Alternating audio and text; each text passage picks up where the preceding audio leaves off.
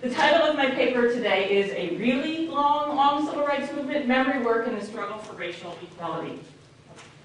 As we sit here today, perhaps even as I speak, an enormous sculpture of Martin Luther King Jr. is being carved on a huge block of granite, destined to serve as the centerpiece of an extensive new memorial to the slain civil rights leader in Washington, D.C. The proposed sculpture of King, as you have likely heard, has generated great controversy. The Memorial Committee faced criticism from many different quarters when it chose a Chinese artist rather than an African American to sculpt Dr. King. And that artist has come under attack for a design that the Federal Arts Commission in Washington, D.C. has said makes King look too stern and confrontational, and that even, they thought, seemed reminiscent of art produced in totalitarian states. Apparently, the proposed 28-foot statue of King looked just a bit too much like Lenin. The Federal Arts Commission was apparently mollified when the sculptor agreed to remove the furrow from between King's brows and to add a hint of a smile. The crossed arms will stay. The King Memorial, with behemoth King statue and all, is due to open in 2010. All the controversies over the King statue, is it too stern? Is it too retrograde? Does it lack depth and understanding of King and the Black freedom struggle? Can seem silly or superficial, not exactly the stuff of real politics. The energy expended on trying to commemorate the movement, like working to get a statue of King on the National Mall, to name streets after him or other figures from the Civil Rights era, or to build museums commemorating the movement, can seem like a paltry substitute for the seemingly more meaningful work of marching against discriminatory treatments or organizing to end poverty. Indeed, a number of thoughtful scholars have complained that focusing on representations of the past or issues related to historical memory threatens to hinder political activism in the present.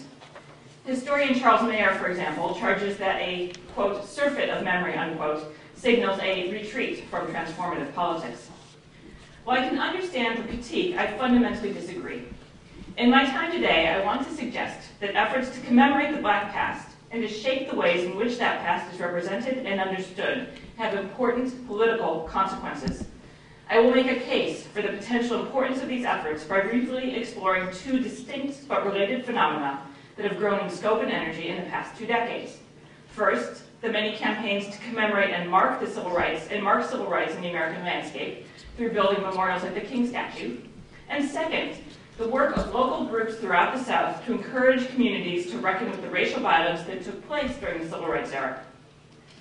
Activists working on both of these kinds of memory projects recognize that how the past is remembered, whose past is considered worthy of commemoration, and how race is imagined and enacted in public space are vital and pressing political issues.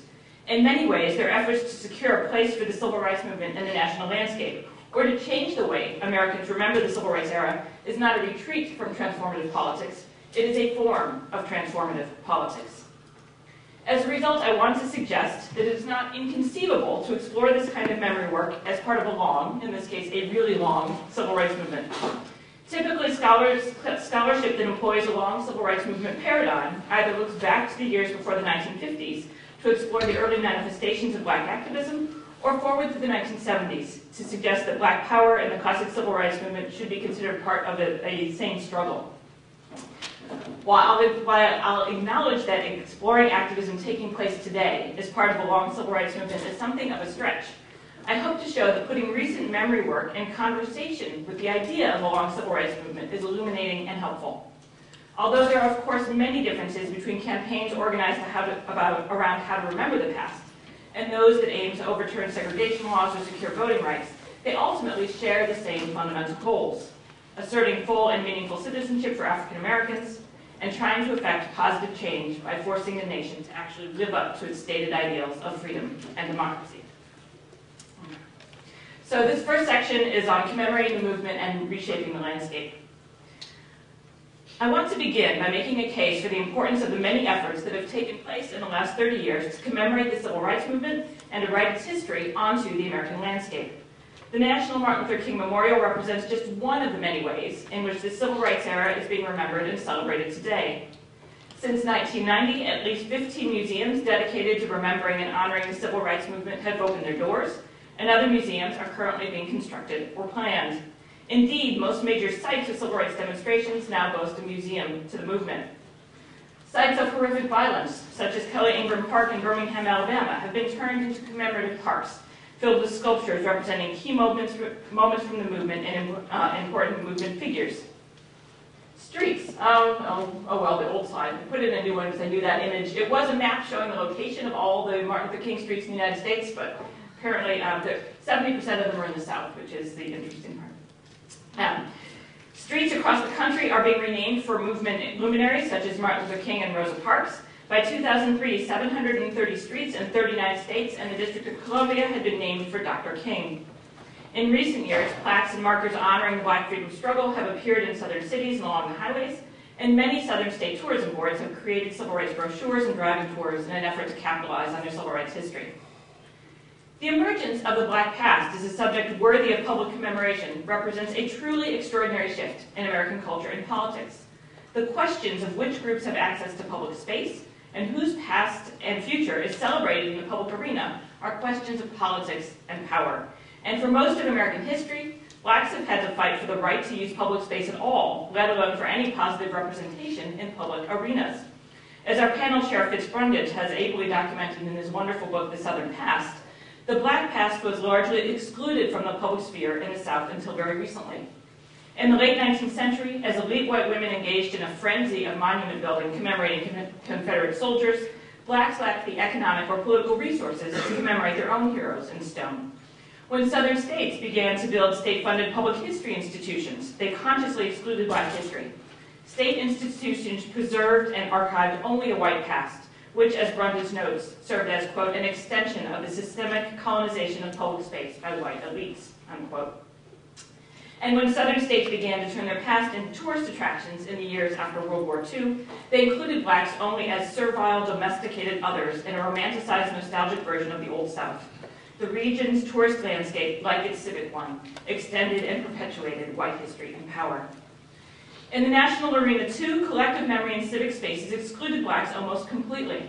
Until quite recently, textbooks used in schools across the country presented a degrading picture of African Americans if they mentioned them at all. Only 3 Blacks appeared on national postage stamps before 1965, and 2 of those stamps featured Booker T. Washington, a man known by whites for his willingness to conciliate them. The 3rd honored the Peanut King, George Washington Carver. There were no major museums or public history sites focused on Black history before the 1960s. Only a very few statues anywhere in the nation represented Blacks, and most of the few that did, as Kirk Savage has shown in his wonderful study of the commemoration of emancipation, depicted Blacks as subservient to whites.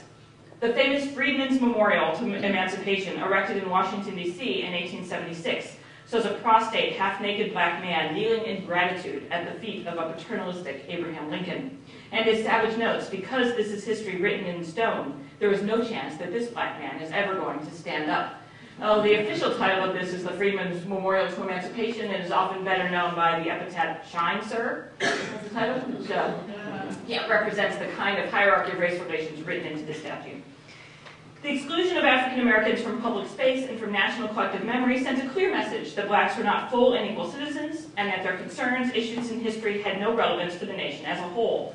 But more than this, the exclusions enabled whites to fill the landscape with histories and symbols that attempted to write Blacks out of the body politic entirely.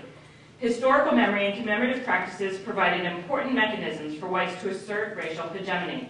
Public spaces did not just exclude Blacks. Their use reinforced white supremacy and normalized the construction of the ideal American citizen as racially white. Legal scholar Sherilyn Ifill has shown how public space in the United States has been used to violently enforce the message of white supremacy. Indeed, lynchings were often carried out on a town's courthouse lawn. Kirk Savage makes a compelling argument that the extremely widespread commemoration of the common soldier that took place after the Civil War constructed a link between citizenship, American identity, and whiteness. Public space was not used to imagine a new interracial order after the Civil War. It was used to pry the Black body apart from the white nation. Blacks were not just excluded from the civic realm, they were excluded from the very definitions of who counted as American and as a citizen.